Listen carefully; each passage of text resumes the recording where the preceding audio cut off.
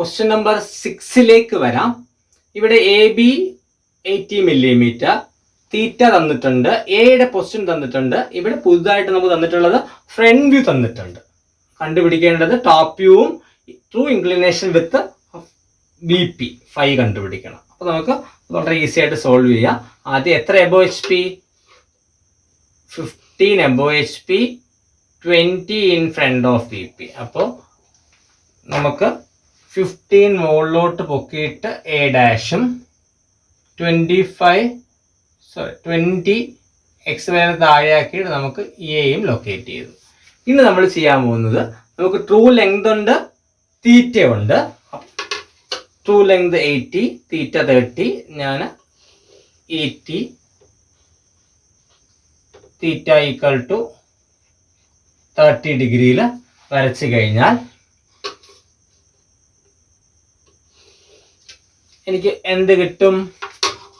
രണ്ട് കാര്യങ്ങൾ കിട്ടും. ഒന്ന്, എനിക്ക് ബി ഡാഷിന്റെ ലോക്കസും കിട്ടി, ടോപ്പ് വ്യൂവിന്റെ ലെങ്തും കിട്ടി. ടോപ്പ് വ്യൂവിന്റെ ലെങ്തും കിട്ടി. അപ്പോ this is A dash and this will be B1 dash and B1.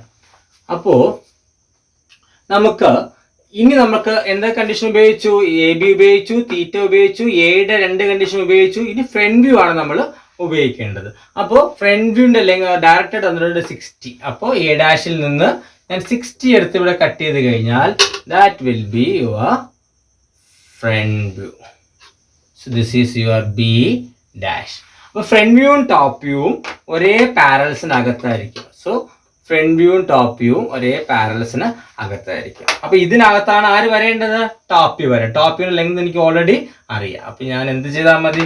ഈ ടോപ്പ് വ്യൂവിനെ റൊട്ടേറ്റ് ചെയ്ത് ഈ പാരലിനകത്തോട്ട് ഇട്ടാൽ മതി. And this will be your what? Top view. And this is AB. അപ്പൊ നമുക്ക് ടോപ്പ് വ്യൂ കിട്ടി. ഇനി 5 കണ്ടുപിടിക്കണം. 5 കണ്ടുപിടിക്കാൻ വേണ്ടി നമുക്ക് എന്ത് ചെയ്യണം?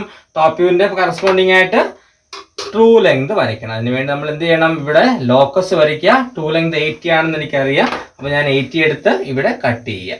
കട്ട് ചെയ്ത് കഴിഞ്ഞാൽ പേര് കൊടുക്കാം B2 and this angle is 5. Okay.